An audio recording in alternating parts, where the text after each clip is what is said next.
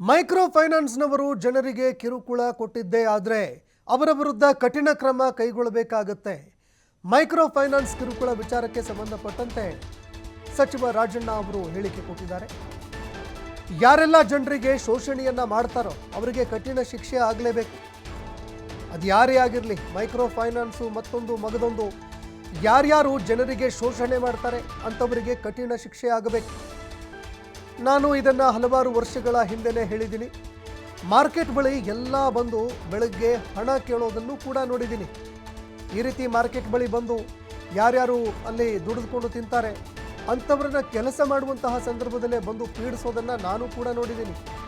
ಹೀಗಾಗಿ ಸಿಎಂ ಕೂಡ ಸಭೆ ಕರೆದು ಎಲ್ಲ ಸೂಚನೆಗಳನ್ನು ಕೊಟ್ಟಿದ್ದಾರೆ.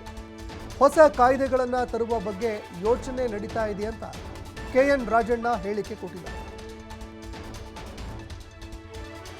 ಮೈಕ್ರೋ ಫೈನಾನ್ಸ್ ಯಾರೆಲ್ಲ ಜನರನ್ನ ಶೋಷಣೆ ಮಾಡ್ತಾರೆ ಮತ್ತೆ ಯಾರು ಜನರಿಗೆ ಹಿಂಸೆ ಮಾಡ್ತಾರೆ ಅವ್ರಿಗೆಲ್ಲ ಕಠಿಣವಾದಂಥ ಶಿಕ್ಷೆ ಆಗಬೇಕು ಅನ್ನೋನ್ನ ನಾನು ಸುಮಾರು 30 ವರ್ಷದ ಮುಂಚೆ ಈ ರೀತಿಯ ಮೈಕ್ರೋ ಫೈನಾನ್ಸ್ನವರು ಅಂದರೆ ಹಳ್ಳಿಗಳಲ್ಲಿ ಸಂತೆಗಳ ಹತ್ರ ಮತ್ತು ನಿಮ್ಮ ಮಾರ್ಕೆಟ್ ಹತ್ರ ಬಂದು ನಿಂತ್ಕೊಂಡು ಬೆಳಿಗ್ಗೆ 900 ರೂಪಾಯಿ ಕೊಟ್ಟು ಸಾಯಂಕಾಲಕ್ಕೆ 1000 ರೂಪಾಯಿ ವಸೂಲು ಮಾಡೋದು, ಮತ್ತು ಬೆಳಗ್ಗೆ 90 ರೂಪಾಯಿ ಕೊಟ್ಟು ಸಾಯಂಕಾಲಕ್ಕೆ 100 ರೂಪಾಯಿ ವಸೂಲು ಮಾಡೋದು, ಇದನ್ನೆಲ್ಲ ನಾನು ಕಣ್ಣಿಂದ ನೋಡಿದ್ದೀನಿ ಯಾವಾಗ ಹಿಂದೆ.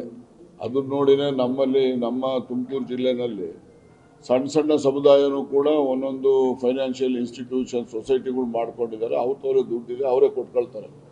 ನಮ್ಮಲ್ಲಿ ಆ ರೀತಿ ಆಗಲಿಕ್ಕೆ ಅವಕಾಶ ಆಗಬಾರ್ದು ಅಂತ 25 ವರ್ಷದ ಮುಂಚೆನೇ ನಾವು ಮುನ್ನೆಚ್ಚರಿಕೆ ತೊಗೊಂಡಿದ್ದು. ಈಗ ನಿಮ್ಮಲ್ಲಿ ವಿಶೇಷವಾಗಿ ಅರ್ಕೂಲ್ಗೂಡು ಈ ಭಾಗದಲ್ಲೆಲ್ಲ ಜಾಸ್ತಿ ತೊಂದರೆ ಆಗ್ತಾ ಇದೆ.